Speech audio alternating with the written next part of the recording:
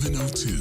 The Big Interview With Bongani Bingwa. 18 minutes after 7 o'clock. Who can forget those emotional scenes? Families breaking down as they finally heard the answers to questions that had haunted them for years. What happened to my father?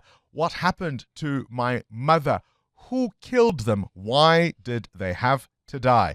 The evidence, of course, heard at the Truth and Reconciliation Commission more or nearly 30 years ago was meant to bring justice to the victims of apartheid-era crimes and their families. And now, a judicial inquiry is looking into questions of why those prosecutions never took place. It was set up by the president in May, and it's looking at whether political interference or other obstacles may have blocked the prosecution of old TRC cases. You'll remember last week we spoke to Lionel Adendorf, who of course has been really on a crusade to try and find out what happened to the Cradock Four, and specifically his father fought Adendorf. And he says, as a family member of one of the victims of those crimes, they were betrayed. We're joined now by Lionel Adendorf, who's the spokesperson for the Commission of Inquiry, looking at those TRC cases. A very good morning to you and welcome to 702 Breakfast. Morning. It's nice being with you and your listeners. So, from what you can make out, what was supposed to happen after the TRC? What did and what did not? Bongani, the TRC cases inquiry was established to find out exactly that. But what we know is that around 4,000 cases, this is what our research has shown, were referred to either the police for further investigations or to the NPA for prosecutions. And 23 years after the Amnesty Committee of the TRC handed its report to then President Mbeki, little to nothing, according to the family, according to the public, has been done. And there has been this outcry. There has been the Kalata court case, that then led to a particular judgment, and the president then deciding in May that he was going to establish this commission of inquiry to establish the true facts and everything related to it. 4,000 cases, that's a staggering number. Yeah. There's often a misperception, by members of the public, because we may not understand how the wheels of justice turn, however slowly, right? That nothing has been done. Really? Nothing was done? That is what we need to establish, and we hope to have the answers once we compile and announce our report. But what we know is that the NPA has throughout the years announced what they have done. Some people do feel that it was not enough. And then what the police has done because most of the cases were referred to them for investigation, obviously.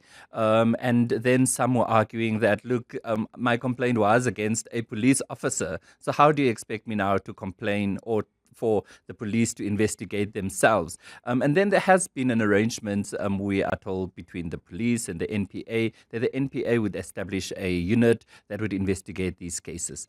And then here we are, still not any wiser. You're talking perhaps in that example anyway, at the micro level. Yep.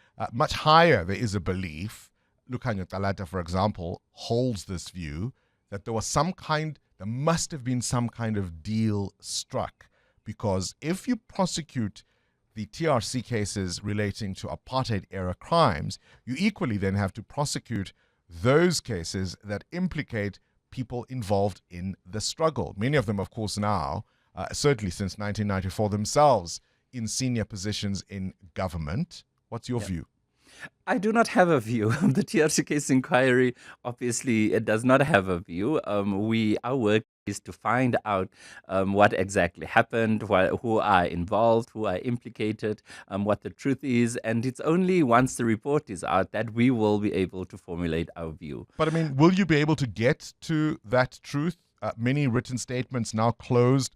I would imagine there may be blind spots, right, that could affect what this inquiry finds.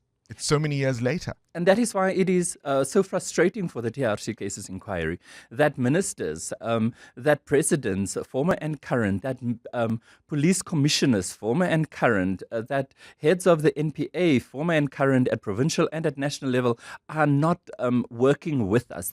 We are struggling to get information from them. We are struggling to get cooperation from them. Because when we announced in September that after our first pre-hearing engagement that they should come and assist us with any information, documentation, photographs or audios that they might have that can help us advance our terms of references. 2 months later, still nothing. Still what we only got from most of them were applications for more extensions. The TRC archive, how well preserved was it? I would say that it is probably one of the best preserved archives, one of the best documented processes, and we have obviously this access to it.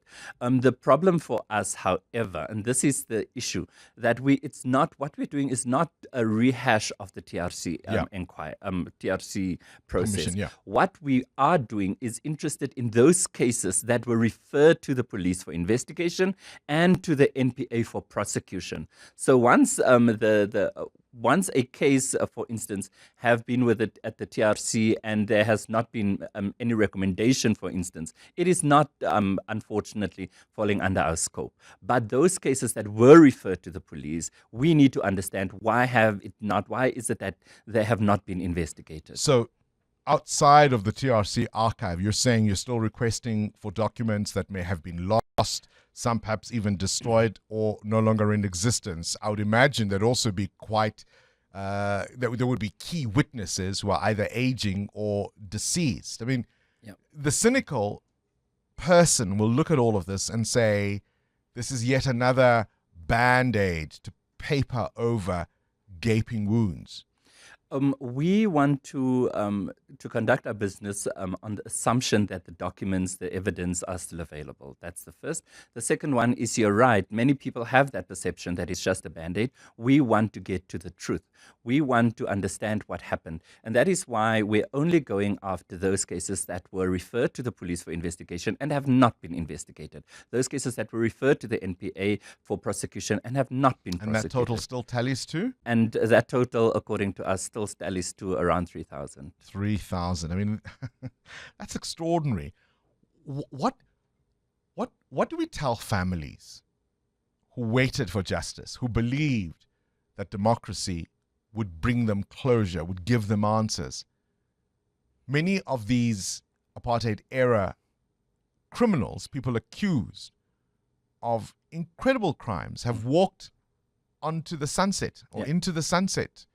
They live in gated communities. They drink champagne, maybe even eat caviar. Yeah. The families are still waiting for answers. Look, it is very disappointing that democracy have let so many families down. It is sad that the police and the NPA did not give them the answers and the justice that they essentially craved for. And that is why we believe that the process that the president adopted by establishing this inquiry was the right one. But will it give them those answers? I mean, that is what we hope. People don't cooperate, or they say to you, Angaz, what do you do? We do have the power to subpoena them, but our commissioners have said that that should be the last resort. We want people to cooperate with us voluntarily because they know best that is when you get the answers from them.